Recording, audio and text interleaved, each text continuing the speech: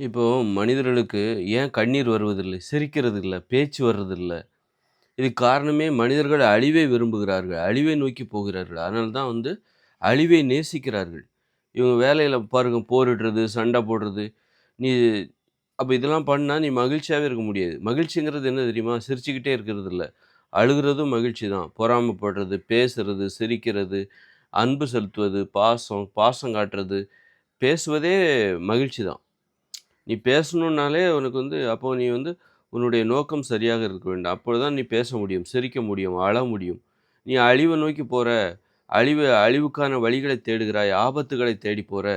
அப்படி இருக்கும்போது உனக்கு சிரிப்பு வராது, அழுகையே வராது. மனிதர்கள் ஏன் அழமாட்டேன்றாங்க பெரும்பாலும்? அமைதியா இருக்காங்க. சொந்தக்காரங்க யாரும் செத்தா கூட, அப்பா, அம்மா இறந்து போனா கூட, நெருங்கிய உறவினர் இறந்தா கூட, எங்க சிரிப்பு வந்துறக்கூடாது, சிரிச்சிடக்கூடாது, சோகமா இருக்கிற மாரி நடிக்கிறது.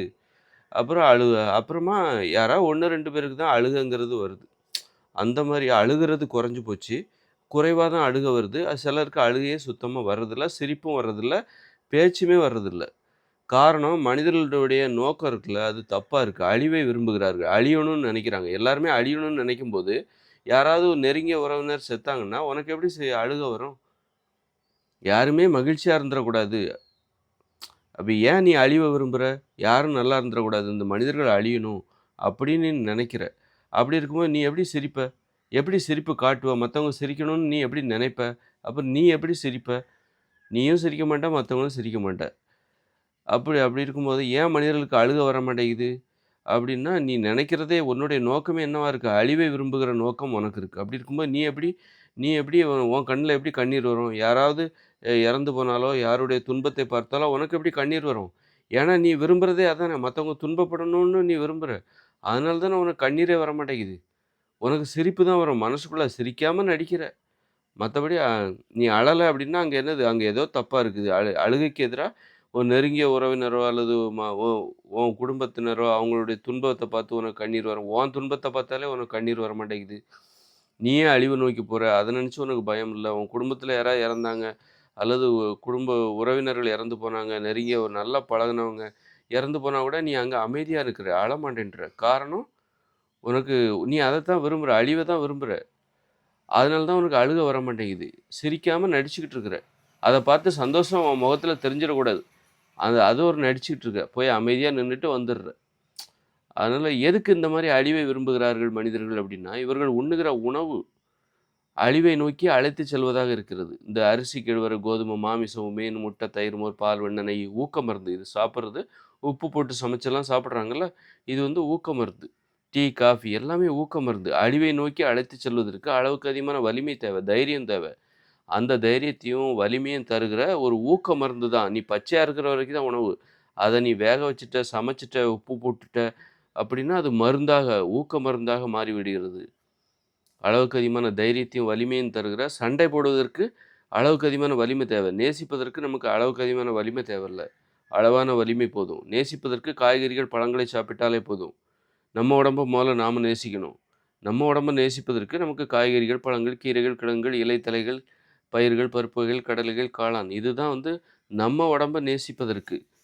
நம்ம உடம்பையே நம்ம அழிக்கணும்னா, அப்பதான் இந்த உப்பு போட்டு சமைச்சு, இந்த அரிசி, கேழ்வரகு, இட்லி, பூரி, பொங்கல், தோசை, பிரெட்டு, பப்ஸு இந்த மாரி சாப்பிட்டா, உங்க உடம்பு மேல நீங்க அழிப்பீங்க. உங்க உடம்புகிட்டயே நீங்க சண்டை போடுவீங்க. சன இத சாப்பிட்ட உடனே இந்த உணவுகள் உங்க உடம்புல இருக்கிற நோய் எதிர்ப்பு சக்தியோட போய் சண்டை போடும். அழிக்க ஆரம்பிக்கும். அதுதான் நோயா மாறுது. நீங்க 40 வயசுல நோய் வருதுன்னா, 40 வருஷமா உங்க உடம்புல சண்டை நடந்துட்டு இருக்குன்னு அர்த்தம். 40 வருஷமா உங்களுடைய நோய் எதிர்ப்பு சக்தியை வீழ்த்துவதற்கான சண்டை, இந்த உணவுகளை சாப்பிடுவதால் உங்கள் உடம்புக்குள்ள நடந்துகிட்டு இருக்குன்னு அர்த்தம். அதனால தான் உங்க உடம்பு 40 வயசுக்கு அப்புறம் நோய் வருது. அந்த சண்டையில நீங்க தோத்து போயிட்டீங்க. அந்த உணவு ஜெயிச்சிருச்சு அப்படின்னு அர்த்தம். அதனால ஏன் மனிதர்களுக்கு கண்ணீர் வருவதில்லை? அ இப்போ கண்ணீர் வருவதில்லை, சிரிப்பு வருவதில்லை. பேசுறதுக்கே யோசிச்சு யோசிச்சு பேசுறாங்க. என்ன பேசுறது? அப்படின்னு சொல்லிட்டு மனிதர்கள பார்த்தாலே மனுஷங்களுக்கு புடிக்கல. ஏன்னா மனிதர்கள அழிக்கணும்னு நினைக்கிறாங்க. தன்னையே அழிச்சுக்கணும் அப்படிங்கிறதுக்காக தான் இவங்க ஒரு தற்கொலை முயற்சியாக தான் இந்த இட்லி, பூரி, பொங்கல், தோசை, சோறு, பிரியாணி இது எல்லாமே தற்கொலை. Slow poison. இதனால தான் நோயும் வருது. வேகமா போறாங்க. விபத்துகள் ஏற்படுது. குற்றங்கள் செய்கிறார்கள். போரில் ஈடுபடுகிறார்கள். எல்லா அழிவுகளுக்கும் இதான் காரணம். எல்லா அழிவுகளுக்கும் காரணமான உணவுகளை சாப்பிட்டு விட்டு, யாராவது உங்களுக்கு தெரிஞ்சவங்க இறந்து போனாங்கன்னா, உங்களுக்கு எப்படி கண்ணீர் வரும்? எங்கேயாவது போரிட்டு மக்கள் கொத்து கொத்தா செத்து போறாங்க. இஸ்ரேல், பாலஸ்தீனம், காசா, துருக்கி, ரஷ்யா, தமிழீழம் அப்படின்னு சொல்லி போரிட்டு கொத்து கொத்தா ஆயிரக்கணக்கில செத்து போறாங்க. ஆனா, அத மக்கள் சும்மா லைட்டா வேடிக்கை அத பார்க்கறது கூட மக்கள் ஆர்வம் இல்ல. அந்த அளவுக்கு ஈரம் இல்லாமல் போய்விட்டார்கள். அது அது பார்த்தா தானே உனக்கு கவலை வரும். பார்த்தா தானே உனக்கு வந்து இது அப்போ அதெல்லாம் பார்த்தா கூட மனிதர்கள் அத கண்டுக்காண அதெல்லாம் ஒரு விஷயமே இல்ல இவங்களுக்கு. அந்த அளவுக்கு அழிவுகளுக்கு பழகிவிட்டார்கள். அழிவுகள் இவர்களுக்கு சகஜமான ஒரு செய்தியாகி விட்டது. அனுபவமாகி விட்டது. அழிவுகளை பார்த்து அவங்களுக்கு அழுகையே வரமாட்டேங்குது. கவலையே வரமாட்டேங்குது. பயமே வரமாட்டேங்குது. இவ்வளோ அழிவ பார்த்தா கூட பயம் வரமாட்டேங்குது. ஆக்சிடென்ட்ல இவ்வளோ பேர் சாவுறாங்க. வருஷத்துக்கு 10 லட்சம் பேர் சாவுறாங்க. அப்போ கூட மனிதர்களுக்கு பயம் இல்ல. இந்த காரு, பஸ் இதுலலாம் வேகமா போணும். இன்னும் வேகமா போணும் பைக்கு அப்படின்னு தான் நினைக்கிறான். அழிவ பார்த்து பயம் இல்ல. அதுக்கு காரணம் அந்த பயமே இல்லாம அந்த தைரியத்தை அழிவை நோக்கி செல்வதற்கு தேவையான தைரியத்தை தருகிற அரிசி, கோதுமை உணவுகளை சாப்பிடுகிறார்கள். அதுதான் இவங்களுக்கு அழுகை வர மாட்டேங்குது. அழிவை நோக்கி தானே போறாங்க. அழியணும்னு தானே நினைக்கிறாங்க. அப்படி இருக்கும்போது அழுகை எப்படி வரும்? பாசம், அன்பு, பாசம்லாம் சுத்தமா இல்லாம போனதுக்கு, சிரிப்பெல்லாம் மனித வாழ்வில் காணாமல் போனதுக்கு, நம்ம இன்னைக்கு கடைசியில பார்த்தா டிவிய பார்த்து சிரிக்கிறோம். மனுஷங்கட்ட பார்த்து சிரிக்கிறதுக்கு மனுஷங்கள பார்த்து பேசுறதுக்கே உனக்கு பிடிக்கல அப்படிங்கும்போது, மனுஷங்கள பார்த்து அவங்க ஒரு ஜோக் சொன்னா நீ எப்படி சிரிப்ப? அப்ப அதனால எனக்கு மனுஷங்களே தேவையில்ல. நான் சிரிக்கிறதுக்கு எனக்கு டிவி போதும், மொபைல் ஃபோன் போதும். டிவிய பார்த்து சிரிச்சுக்கிறேன், புத்தகத்த பார்த்து படிச்சு சிரிச்சுக்கிறேன் அப்படின்னு சொல்லி, மனிதர்களை புறக்கணித்து விட்டு மகிழ்ச்சியாக வாழ்வதற்கான வழிகளை தேடுகிறார்கள். மனுஷங்களே வேண்டாம். நான் மகிழ்ச்சியாக வாழ்வதற்கு எனக்கு மனுஷங்களே தேவையில்ல. காமமா, உடல் உறவா, சுய இன்பம் செய்து கொள்கிறேன். அதற்கான பொம்மைகள் இப்போ பெண்கள் சுய இன்பம் பண்ணுறதுக்கு நிறைய பொம்மைகள் இருக்குது. ஆண்குருவி போல் பொம்மைகள்லாம் இருக்குது. அதுபோல் ஆண்கள் கையை வச்சு சுய இன்பம் பண்ணிக்கிறது. மனுஷங்களே தேவையில்ல. எல்லா வகையிலையும் எனக்கு மனிதர்களே தேவையில்லை மகிழ்ச்சியாக வாழ்வதற்கு.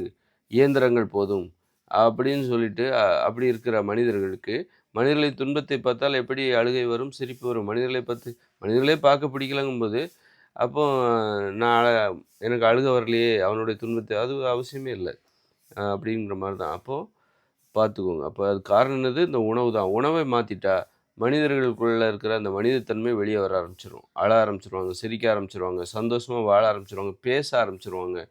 பேசாமல் அவங்களால இருக்க முடியாது. நீங்கள் உணவு கட்டுப்பாட்டை மட்டும் கடைப்பிடிங்க. இந்த மொபைல் ஃபோன், டிவி எல்லாம் ஒன்றுமே கிடையாது. இந்த அதாவது நீங்கள் உப்பு போடாமல் காய்கறிகள், பழங்கள், கீரைகள், கிழங்குகள், பயிர்கள், பருப்புகள், கடலைகள், காளான், இலைத்தழைகள் இதை சாப்பிட்டு பாருங்கள்.